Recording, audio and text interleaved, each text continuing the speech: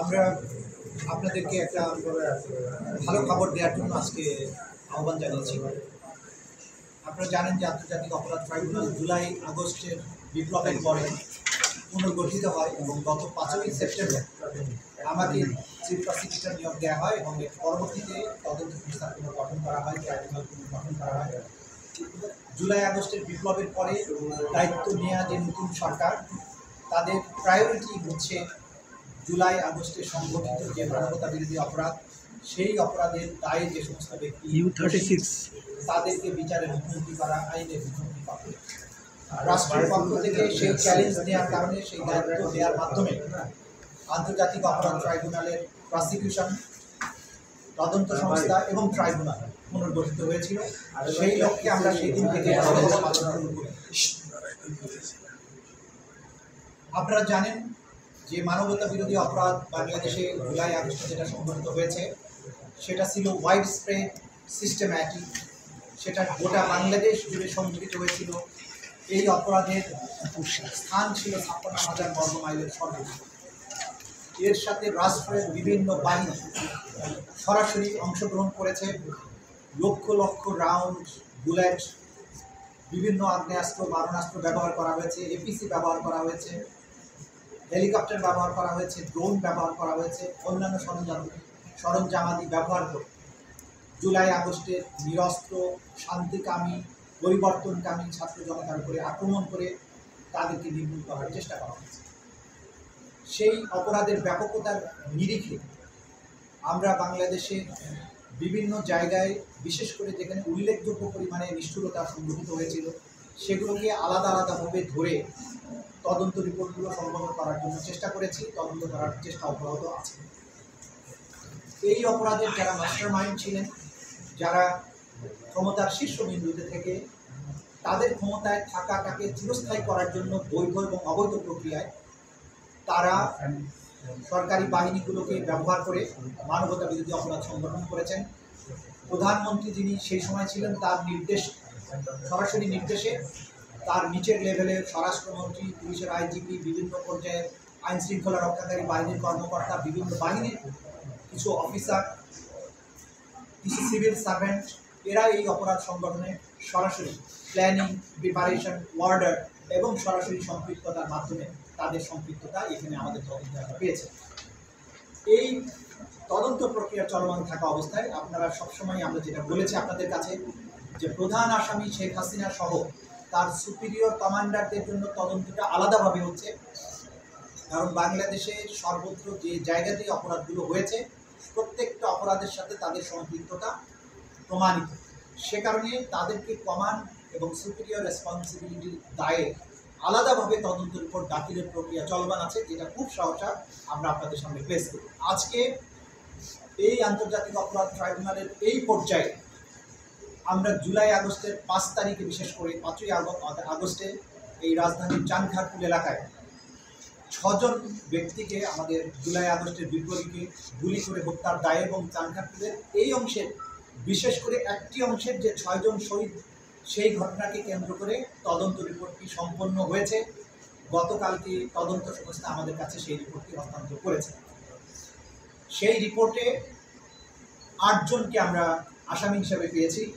সেই 8 জন হচ্ছেন ডিএমপির সাবেক কমিশনার হাবিবুর রহমান, ডিএমপির সাবেক যুগ্ম কমিশনার সুদীপ কুমার চক্রবর্তী, শাহ আলম মোহাম্মদ আক্তারুল ইসলাম, সাবেক এডিসি রমনাজন ডিএমপি, মোহাম্মদ ইমরুল, সাবেক এসি রমনাজন ডিএমপি, আরশাদ হোসেন, সাবেক পুলিশ পরিদর্শক, অপারেশন শাহবাগ থানা, কনস্টেবল সুজন, কনস্টেবল ইমাজ হোসেন ও কনস্টেবল নাসিরুল ইসলাম।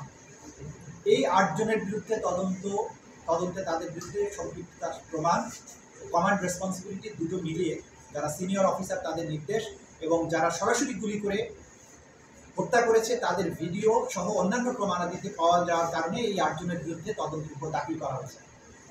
এই তদন্ত রিপোর্টে প্রধানমন্ত্রী হাসিনা, স্বরাষ্ট্রমন্ত্রী এবং পুলিশের আইজিপি, এদের বিরুদ্ধেও অপরাধের সম্পৃক্ততার তথ্য এসেছে।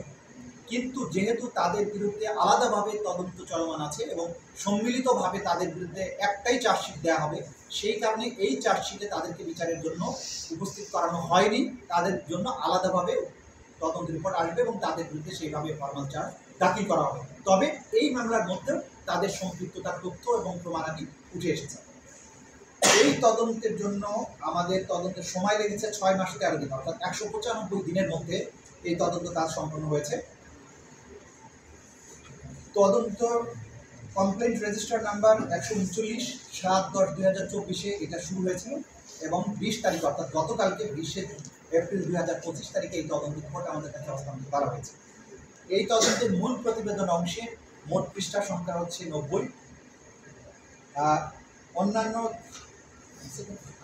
এরপরে গাণিতিক প্রমাণ, অডিও এবং অন্যান্য প্রমাণাদি আলাদা ভলিউমে সংরক্ষিত আছে, সেটার নাম্বারগুলো এই মুহূর্তে আমি দিতে পারছি না। মোট সাক্ষী 79 জন সাক্ষী জবানবন্দি গৃহীত হয়েছে। এখান থেকে আমরা যখন ফর্মাল চার্জ প্রসিকিউটর যখন ফর্মাল চার্জ দাখিল করবেন তখন এখান থেকে আমরা হয়তো সংখ্যা কমানো হতে পারে। আমরা দেখব যে সবচেয়ে বেস্ট যারা আছে তাদের মধ্যে উপস্থাপন করা হবে।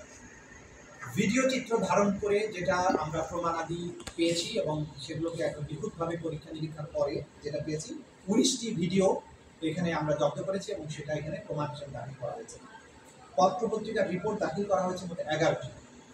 অডিও রেকর্ডিং দাখিল করা হয়েছে 2টি, তার মধ্যে প্রধানমন্ত্রী শেখ হাসিনার কল রেকর্ড আছে। এই কল রেকর্ডের মাধ্যমে তিনি পুলিশকে মারণাস্ত্র ব্যবহার করে এই আন্দোলনকারীদের হত্যার নির্দেশ দিয়েছিলেন, সেটি এখানে আছে।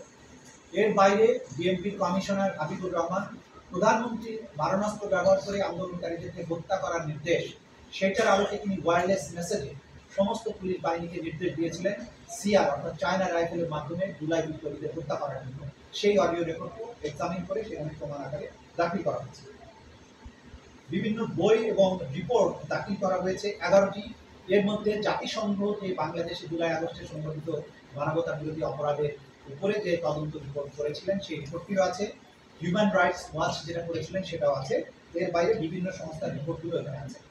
বিভিন্ন ডেথ সার্টিফিকেট 6টা ডেথ সার্টিফিকেট এখানে দাখিল করা হয়েছে।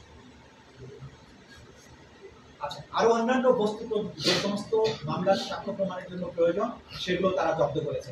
মোটা দাগে আমাদের আজকে জাতির কাছে মেসেজ হচ্ছে, আমাদের আন্তর্জাতিক অপরাধ ট্রাইব্যুনালের পুনর্গঠিত পর্যায়ের তদন্ত সংস্থা প্রথম মামলা হিসাবে চাংখারপুলের এই 6 জন বিপ্লবীর হত্যাকাণ্ডকে কেন্দ্র করে যে তদন্ত সেটি সম্পন্ন করেছেন। তারা চার্জশিট অর্থাৎ তদন্ত রিপোর্ট 20 এপ্রিল দাখিল করেছেন। আজকে আপনাদের মাধ্যমে আমরা জাতিকে জানালাম। এটার পরবর্তী প্রক্রিয়া হচ্ছে এই চার্জশিটের ভিত্তিতে প্রাপ্ত সাক্ষ্য প্রমাণের ভিত্তিতে এটা চিফ প্রসিকিউটর বরাবর তারা দাখিল করেছেন।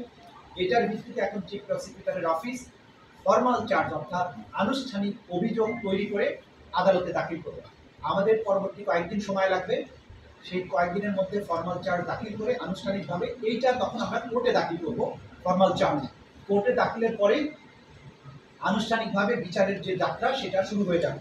তাদের বিরুদ্ধে যে সমস্ত ধারায় অপরাধের প্রমাণ পাওয়া গেছে সেগুলো হচ্ছে ইন্টারন্যাশনাল ক্রাইমস ট্রাইব্যুনাল অ্যাক্টের 1/1973 3-2 3-2 এ এফ জি এইচ এবং 4-1 4-2 এবং 4-3 ধারায় মানবতা বিরোধী অপরাধ সংগঠন করার অভিযোগ প্রমাণিত হয়েছে তদন্তে। সেই কারণে তারা চার্জশিট দাখিল করেছে। ইনশাআল্লাহ আমরা এই রিপোর্ট পেয়েছি গতকালকে আনুষ্ঠানিকভাবে তদন্ত সংস্থায় যেটা আমার কাছে হস্তান্তর করা হয়েছিল। আজকে তারা এখানে নিয়ে এসেছেন। আজকের থেকেই ফর্মাল চার্জ তৈরির প্রক্রিয়াটা শুরু হবে। অল্প কয়েকদিনের মধ্যেই ফর্মাল চার্জ তৈরি হয়ে যাওয়ার পরপরই আদালতে আমরা দাখিল করবো এবং আইনের যে প্রক্রিয়াগুলো আছে সেই অনুযায়ী আনুষ্ঠানিক বিচারের যাত্রা শুরু হবে। আপনাদের সবাইকে ধন্যবাদ। এই মামলায় কি আনাস আছে? যে সমস্ত শহীদরা এই ঘটনায় শহীদ হয়েছেন তারা হচ্ছেন শহীদ শাহরিয়ার আনাস খান, শেখ মাহাদি হাসান জুনায়েদ, শহীদ মোহাম্মদ ইয়াকুব, শহীদ মোহাম্মদ রাকিব হাওলাদার, শহীদ মোহাম্মদ ইসমামুল হক এবং শহীদ মানিক মিয়া। এই 6 জনের হত্যাকাণ্ডের ঘটনার সাথে এই চার্জশিটটা। এর বাইরে এই এলাকাতে আরও মানবতা বিরোধী অপরাধ সংঘটিত হয়েছে বিভিন্ন সময়, সেটার জন্য কিন্তু তদন্ত অব্যাহত আছে এবং সেটার জন্য আলাদাভাবে যারা পার্টিট্রেটার ছিল তাদের বিরুদ্ধে তদন্ত রিপোর্ট যথারীতি আবারও জমা হবে অন্যান্য ঘটনাগুলো পেয়েছে। এটি কি তাহলে প্রথম আনুষ্ঠানিক অভিযোগ হিসেবে আপনারা আনবেন নাকি খাবারের লাশ পোড়ানো? আমরা যেহেতু প্রথমে এটা পেয়েছি এটাই প্রথমে আসবে। আশুলিয়ার যেটা লাশ পোড়ানোটা সেটাও ফাইনাল টাচ দেওয়া হচ্ছে। আপনারা জানেন যে যেহেতু তদন্ত সংস্থা প্রথমে একটা কিছু দিয়েছেন, তো তো এই ফিনিশিং টাচগুলো দিতে একটু আমরা বেশি সময় নিচ্ছি যাতে কোনো ভুল ভ্রান্তি না থাকে। সেটাও কয়েকদিনের মধ্যেই আশুলিয়াটাও পাওয়া যাবে, হয়তো এক সপ্তাহের মধ্যেই পরবর্তী তদন্ত রিপোর্টটা আসবে এবং সেটাও একইভাবে সেটারও ফর্মাল চার্জ দাখিল শুরু হবে। আশা করছি চানখারপুল এবং আশুলিয়া দুটো মামলার বিচার কার্য প্রায় একই সময়ে শুরু করা সম্ভব হবে। তবে এটি প্রথম। 8 জনের কথা বলেছেন।